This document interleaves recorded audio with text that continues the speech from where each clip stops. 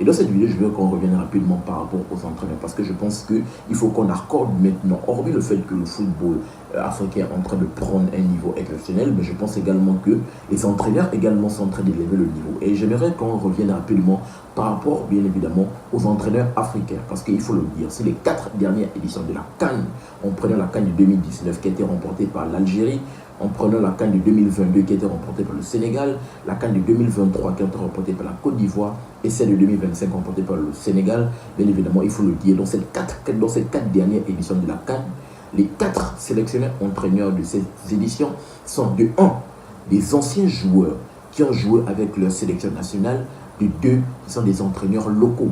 1, Djamel Belmadi avec l'Algérie, il a joué bien évidemment avec cette équipe des Félins de l'Algérie et bien sûr, quelques années plus tard, il coach la sélection.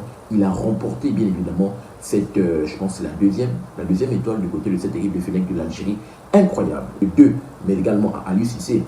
Aliou Cissé réalise, bien évidemment, parce que je pense qu'il avait fait peut-être 6 ou 7 ans avec cette équipe du Sénégal. Et au bout, il a quand même pu remporter ce sac. Un sac que le Sénégal courait depuis longtemps.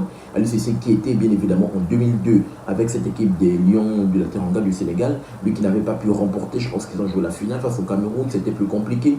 Quelques années plus tard, 20 ans plus tard, il remporte cette première étoile avec cette équipe des Lions de la Teranga du Sénégal. L'histoire retiendra que c'est Aliou Cissé, bien évidemment, qui a permis au Sénégal d'aller chercher cette première étoile et de devenir et de confirmer le statut bien évidemment de la nation, de la meilleure nation, l'une des meilleures nations africaines en devenir.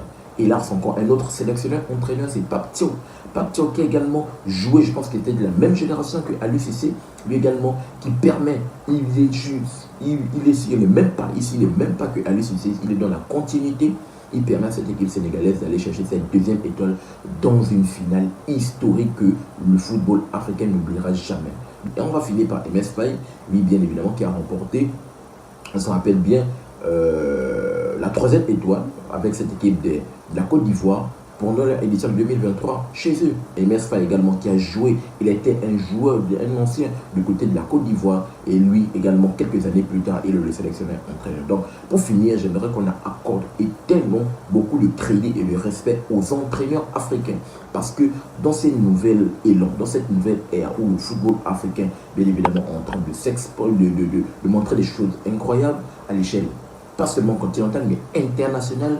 Bien évidemment, les entraîneurs sont en train de suivre le pas. Et là, j'attire l'attention, bien évidemment, des différentes sélections nationales. Je pense qu'il va maintenant falloir faire confiance à vos entraîneurs locaux. Il va falloir faire confiance à vos techniciens locaux qui sont